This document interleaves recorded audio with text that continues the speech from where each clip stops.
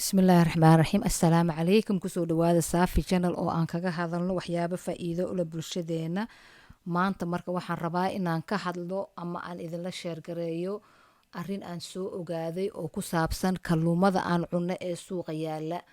marka maanta waxaan ka hadlayaa khaasatan laba nooc oo kamida kalluunka nooca koobaad oo aan raba inaan ka hadlo waa kalluunka loo yaqaano talaabiya oo ah kalluun aad popular u ah oo raqiis ah oo supermarketada aad looga helo xaggan Yurub iyo Mareykanka labadaba kalluunkaas sida badanaaba waxaa laga soo dhoofiyayo caan ku ah wadanka China marka maxay ahayd kalluunkaas iyo kalluumo badan oo suuqa yaala hadda waxaa caan ay ku yihiin dad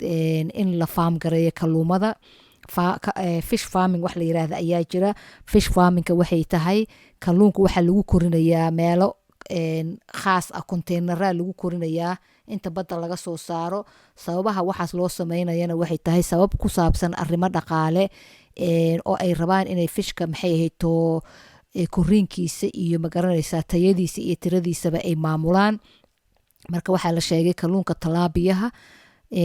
maadaama uu China ka yimaado kalluun maxay available ah meel walba available ka oo raqiisana uu yahay marka uu Yurub iyo Mareykanka yimaado inay Chinese-ka marka ay si khaldan ay maxay u farm gareeyaan kalluunkan horta waxaa la yiri waa kalluun ogol wax kasta ogol sidii si walba ogol oo aan fasi ahayn kalluunka marka waxaa la yiri overcrowded-ka waa ogol yahay for example haddii meel loogu talagalay 1 milyan oo kalluun in lagu koriyo 2 milyan oo kalluun ay ku shubaan waa overcrowded waxba kama dhibo wuu ogol yahay si dhaqso ah ayuu u koraayo very quickly wuu korayaa maxay ahayd wuxuuna ogol yahay inuu cuno anything lagu feed gareeyo wuu cunayaa fasi ma aha cunto diid ma aha marka waxaa la yiri maadaama uu bahalkan jiib yahay ay rabaan inay jiib u produce gareeyaan waxa la sheegay inay ku feed gareeyaan xaarka xayawaanaadka kale xaarkiisa sida khaansiirka maxay ahayd lo-da xaarkeeda chickenka any xaar ay heli karaan maybe xaarkooda inay ku feed gareeyaan kalluunkan waxaa la sheegay baaritaano la sameeyey daraadood in lagu feed gareeyo other animals xaarkooda marka kalluun lagu feed gareeyay xayawaanaad kale iyo xaarkooda waad garan kartaa khatarta caafimaad uu leeyahay kalluunkan also waxaa la sheegay markii la baaray in laga helay sumo ay ka mid tahay sunta la yiraahdo dioxin oo ah sun kansar keeni karta jidhka bini'aadanka markuu galana ay adag tahay inuu iska saaro iska sifeeyo marka kalluunkan waxaa looga digay inay horta ay dadka jilicsan sida hooyooyinka uurka leh hooyooyinka ilmaha nuujinaya iyo caruurta yaryarba waa looga digay maadaama animals kale xaarkooda uu ku jiro meeshan oo animalkan lagu feed gareeyay marka talaabiya haddaad marka aad maxay meeshaad ku aragtaan waxaan rajaynayaa inaad ka fogaan doontaan ood ku qanci doontaan baaritaankaygan haddaad doontaanna idinkaba waa baari kartaan wax nafaqa ah uu leeyahay haba yaraatee ma jiro waxyeelo mooyaane kalluunka waxa la sheegay oo kale omega 6 ku badan badi kalluumada omega 3 ku badan kan omega 6 ku badan marka waxaa la yiri haddii omega 6 ka badanta omega 3 ay yar tahay nama fiicna khatar caafimaad uu leeyahay marka halkaasaan kaga baxayaa talaabiya iyo xaarkiisa kalluunka labaad oo aan raba inaan ka hadlo waxay tahay kalluun aan caan ku nahay haddaan Soomaali nahay jecelnahay guryaha ku karsano restaurant markaan tagno dalbano annagoo iska dhigayna inaan maxay wax healthy ah cunayno aaminsan iskama dhigayna annagoo aaminsan inaan wax nafaqa leh cunayno kalluunkaas waa salmonka marka waa laba nooc waa farmed marka hore waxaan ka hadlayaa nooca farmedka waa sida aan kii horeba idiin sheegay kalluumada hadda adduunkii wuxuu noqday business wax walba waa la walaaqay wax walba waa la wareeriyey sidii farmiska maxay cuntada ka baxdo loo wareeriyey oo GMO iyo qashin looga dhigay ayaa hadda baddii iyo wixii ku jirayna loo walaaqay oo loo waalay marka salmoonka farmka ah sida kii talaabiyahoo kale ayaa asna meelo lagu koriyaa sababaha meelaha loogu korinayo waa sababo ku saabsan dhaqaale si ay u kontroolaan tayada iyo tirada kalluunkaas ayay maxay ahayd ay farm gareeyeen marka marka la farm gareey waxaa la yiri waxay dooran karaan bahalka maxay to quickly inuu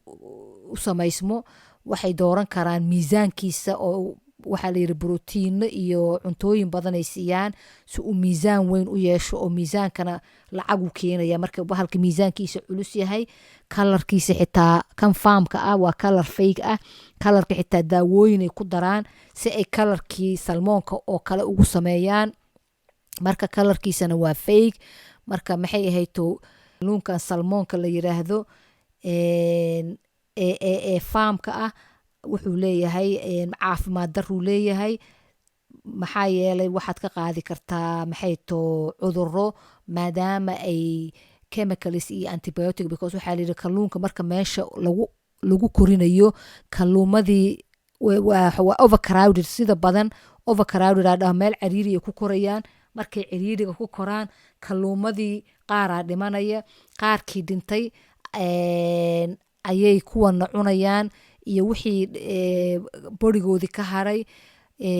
meeshii waxaa ka dhalanaya la yiri darxi iyo bahalaa ka dhalanaya infection ayay keenaysaa kalluunkii meeshaas ku jira marka infected ayuu noqonaya maadaama kalluun dhintay uu meeshii haraagiisii ku jiro amaba ay cuneenba marka wixii waa jiranayaan dadka meesha waxaan ku faam garaynayna they know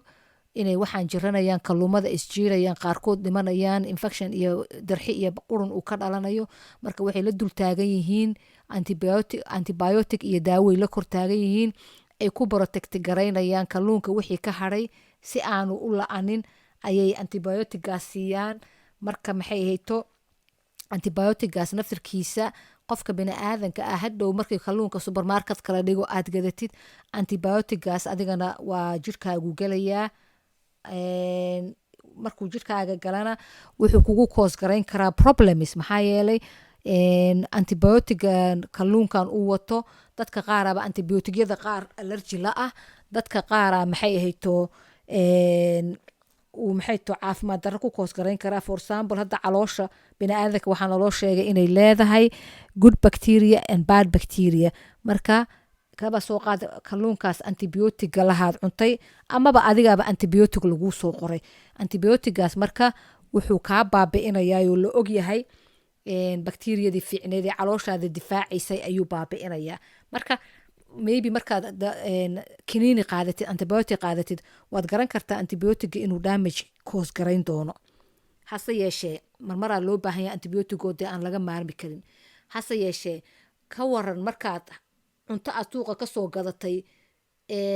oo aad u talagashay weliba inaad isku nafaqaysido vitamin iyo nafaqa aad ka heshid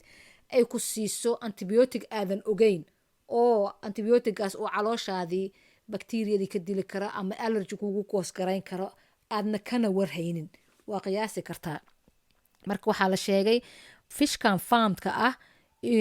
inuu also leeyahay problems uu koos garayn karo sida cudurka kansarka problemo uu ku koos garayn kara maskaxda sida alzheimer's parkinson's autism depression anxiety aanuna khatar u yahay dadka jilicsan sida haweenka uurka leh kuwa naaska nuujinaya caruuraha yaryar uu khatar u leeyahay marka maxay ahayto fishka faamka ah ka fogaada wax faa'iido ama laha khasaaro mooyaane khasaaro caafimaad khasaaro lacageed khasaaro lugooyo waxaan ahayn idiima laha farm fish oo salmoon ah ka fogaada haddaad marka waxaa jira nooca labaadan salmoonka laba nooc waaye waa farmed iyo wild farmki waa ka hadlay wild ayaa jira wild salmonka marka waa waxuu u dhigmaa the organiga u dhigmaa markaa supermarketka tagtaan wild salmon waa arkaysaan popular ma aha supermarketyada badi ma yaalo waana qaali laakiin that's the health one waaye midka saxa ah in la cuno ay tahay waa kaas oo aad nafaqada ka helaysid marka maxay ahayto kaas waa yaro qaali haddaad marka salmoon u baahan tahay ku dadaal inaad farm one gadatid supermarketka markaad tagtid of course kan farmka ana waa ku qorantahay baakadiisa farm inuu yahay kan wildka ana waa ku qorantahay baakadiisa inuu wild yahay alxamdulilah yurubaan joognaa yurub waxba la isuma qariyo waxa productiga meesha ku jira lagama been sheegi karo marka cid idinma qarinayso waad arkaysiin farmed iyo wild waa ku kala qoran tahay waana arkaysiin waa kala qurux badan yihiin the farm one in color fake loo soo sameeyey waad arkaysaa oo khafiif iyo kalarkiisa the wild one inuu kalar qurux badan leeyahay waad arkaysaa waana ka qaalisan yahay waana ku qoran tahay marka maxay ahayd to fishka sideedaba waxaa loo cunaa waxay tahay waa nafaqo iyo protein iyo omega 3 ayuu leeyahay laakiin maxaa dhahay fishka maxay to wildka ah omega 3 iyo nafaqada waad ka helaysaa laakiin kan farmka ah waxba kama helaysaan waxa kale omega 3 haddaad u baahantihiin aad ka helaysiin oo aydan fishka awoodin fish oilka weliba markaa gadanaysaanna waa inaad kala xulataan oo fish oilka extra virginka midka ah aa gadataan oo saliid dhalada ku jirta ah waxaa kaloo aad ka heli kartaan maxay ahayd to ka heli kartaan omega 3 flax seedka chia seedka iyo lowska loo yaqaano walnutska isagana waad ka heli kartaan omega 3 marka maxay ahayd to fishka farmka ah noocu doonaba ha ahaadee ama xaar ha lasoo siiyo ama cunto ha lasoo siiyo la walaaqay fishka la farm gareeyey ka fogaada wild fishka waa fishkii runta ahaa baddaa laga soo saaray fishkaluu cunay maxay to dhirta badda ka baxduu soo daaqay macnihii nafaquu wataa nafaqadii loogu talagalay naturalka ahayd sidii ilaahay u abuuray waaye environmentkii loogu talagaluu ka soo baxay markaasaa lagu keenay the wild one oo suuqa lasoo dhigay but the farmka ah waa mid lasoo walaaqay container lagu koriyey bariis iyo baasto lasoo siiyey iyo xaar iyo whatever ay ugu talagaleen ay siiyeen ay kusoo fiidgareeyeen daawooyin ku dareen chemicals ku dareen soo wareeriyeen soo waaleen marka fishba maba ahaba waxaas marka fish waa u egyahay but fish ma aha fishka waxa loo cunaa waxay tahay nafaqada naturalka ah ee ku jirtay badda uu kala soo baxay inuu kuu keeno ayaa fishka loo cunaa looma cuno maxay ahayd to magaca looma cuno this is fish iyo supermarketkan fish kasoo gatay iyo intaasaan kasoo bixiyay looma cuno waxa loo cunaa originally fishkan badduu kasoo baxay badda nafaqadii baddoo dhan uu wataayu kuusoo saaraya marka videoga ma raba inaan dheereeyo farm fish meeshaa ku aragtaan noocu doonaba ha ahaada ka fogaada lacagna ha ka dhiibina naftiina ula baqa kalana carara wild fish